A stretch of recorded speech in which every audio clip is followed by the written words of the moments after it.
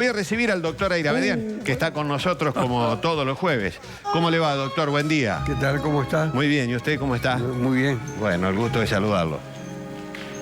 Usted sabe que lo debe haber presenciado. No sé si le habrá prestado atención. Generalmente la gente, solamente la involucrada, le presta atención. Cuando prestan juramento en otras actividades, esta particularmente, la de la justicia, la mayoría de los jueces, fiscales, etcétera, cuando prestan juramento para asumir el nuevo cargo para el que han sido designados, lo hacen por Dios, la patria, los santos evangelios, hacer cumplir las leyes, etcétera. Yo me detengo en un tramo de ese juramento para saber qué significado tiene y qué consecuencias trae. ¿El cumplimiento o el incumplimiento? Porque si juran y comienzan desde el juramento luego a incumplir lo que se han comprometido a cumplir, estamos frente a una situación muy peligrosa. Y me voy a detener en lo que concierne a la cuestión religiosa. A los santos evangelios o la Biblia. A Dios. Normalmente son casi todos del culto católico, apostólico y romano. Pertenecen a esa iglesia y consiguientemente, no lo dicen, pero está explícito en el juramento, tienen como jefe supremo al Papa. Y le deben obediencia al Papa, porque el Papa es el emisario de Dios en la tierra. Juran por los santos evangelios. El Papa propicia, este Papa, por ejemplo, el Papa Francisco, se ha expedido, y lo hemos destacado acá desde hace muchos años, no ahora que está en discusión, que la prisión preventiva es una inmoralidad. Y ha luchado constante y sistemáticamente contra eso. Entonces, el que ha prestado juramento de respetar, y lo ha hecho por los santos evangelios, y ha admitido la autoridad de la iglesia a la que pertenece y la de su jefe supremo, supongo, es razonable pensar, exigir, demandarle que cumpla con lo que éste le está indicando, con lo que éste está desde su divina cátedra ordenando. Y si dice que es inmoral, los demás también tienen que seguirlo, porque de lo contrario se produciría uno de los mayores pecados de la concepción que ellos han adoptado religiosa, que es la apostasía, que es una especie de, visualmente, de traición. La apostasía lleva al cisma. A lo largo de la historia ha llevado a los cismas a la iglesia. Esto en una escala inferior, mínima, pero que tiene repercusión en la vida de las personas. Luego, dejo un momento al Papa, voy al presidente de la República, que cuando era candidato dijo que la prisión preventiva... el Papa dijo que era una inmoralidad. El candidato Alberto Fernández, que luego ganó las elecciones, dijo que es un acto ilegal. La prisión preventiva. Lo dijo como catedrático de Derecho y como candidato. Ahora está en la presidencia de la República. Y seguramente que va a propiciar alguna reforma legislativa. Ya hubo un entendimiento para, en alguna medida, atenuar los efectos de la prisión preventiva, también lo he comentado aquí, para evitarle también, y a eso le prestaron conformidad todos los bloques políticos, para que no haya persecuciones hasta que no haya una sentencia definitiva ni encarcelamiento contra las personas que son materia de enjuiciamiento o de acusación. En base a estos dos elementos, el otro día, en pleno debate, en el que estoy interviniendo y defendiendo a una persona que ya lleva 2 años de prisión preventiva, pedí la palabra y dije, yo solicito el cese de la prisión preventiva, y lo fundamenté en ambas opiniones. Porque dije, los 3 jueces que están acá actuando juraron. Han jurado. No, primero tenés que verificar que habían jurado por los santos evangelios. Y lo verificó. Porque hay algunos, sí, hay algunos que no juran. Solamente lo hacen por Dios o lo hacen por la patria. Bueno, son distintos tipos de juramentos. No, estos pusieron en la mano sobre la Biblia, sobre los santos evangelios, para los que ellos consideran santos evangelios. Yo no, aclaré al jurado, porque hay un jurado popular que yo no tengo nada que ver con la religión, ni creo en ninguna de esas cosas, pero los que creen, para no caer en el acto de la hipocresía, tienen que cumplir con lo que han dicho. Bueno, yo pensé que ese era un argumento no utilizado jamás en los tribunales. Como muchas de las cosas que yo digo aquí jamás han sido oídas en los tribunales. También muchas de las afirmaciones respecto a delitos tampoco son seguidas por los jueces. Pero refiriéndonos únicamente al tema de la prisión preventiva sobre lo que se han expedido el jefe supremo de la Iglesia y el presidente, los jueces que han jurado, lo deben tener presente. No sé si lo tienen presente, no sé si lo respetan, no sé si incumplen, no sé. Y del presidente de la República sí pueden decir que es una opinión que todavía no está plasmada en una ley, seguramente que propiciará una reforma legislativa para que ese régimen de la llamada prisión preventiva tenga otro sentido, otro alcance, otro contenido. Entonces los jueces me rechazaron el planteo. Yo pensé, tenía la ilusión de que iban a hacer lugar, sobre todo por la cuestión religiosa. No, no me hicieron lugar. Y me dijeron que lo del Papa no era obligatorio que lo siguieran porque no era una cuestión de fe, sino que era una opinión del Papa. Entonces empezamos a negarle la autoridad suprema que tiene el Papa. ¿Tiene, le preguntan los jueces, a todos estos jueces y fiscales, ¿tiene o no tiene la autoridad suprema? Si no la tiene, váyanse de la justicia y ejerzan la profesión de abogado. Ya va a ver cómo les va. Y se quedan ahí, que sean fieles al cumplimiento de su juramento. Claro, y a la obligación ética, religiosa que han asumido. Y ahora, ese es un punto con el cual me dijeron, es una opinión respetable, etcétera, pero no es materia de fe. Punto uno.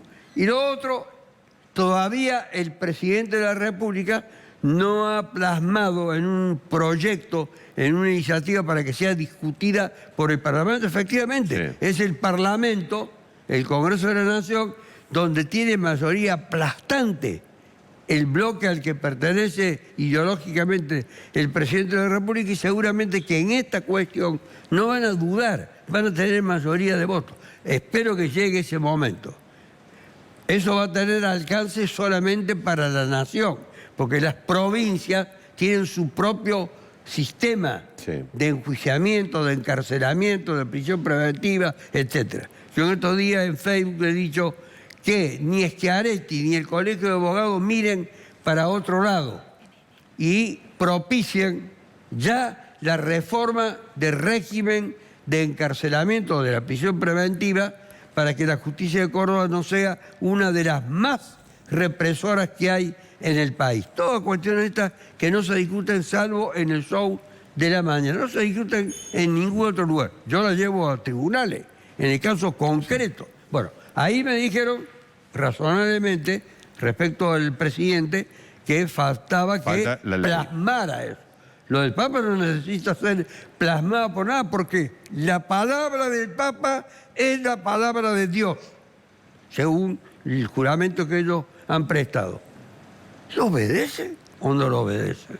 ¿Son inobservantes o no son inobservantes? ¿Cómo es el asunto? ¿Privilegian la represión sobre el acatamiento? En otra época le hubieran cortado la cabeza. A los jueces. A los jueces. Bueno, no sé si existían jueces o fiscales. La palabra del Papa era la única.